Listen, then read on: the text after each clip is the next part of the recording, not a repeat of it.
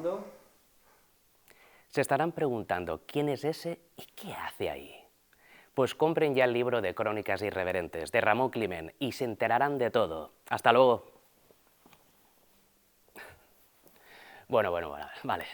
Les adelantaré algo. Soy el protagonista del capítulo El delirio de los lirios. Yo estuve la madrugada del 21 de agosto en la Font Roja y fui testigo de todo lo que allí ocurrió con las dos flores encontradas. Que para unos son lirios, pero para los botánicos no acaba de tenerlo claro. ¿Dónde fueron a parar las dos cebolletas con la imagen de la Virgen tallada? ¿Qué pinta en este milagro San Felipe Neri que aparece en todas las imágenes de la Virgen de los Lirios? ¿Es constitucional que la Virgen sea alcaldesa perpetua sin presentarse a ninguna elección?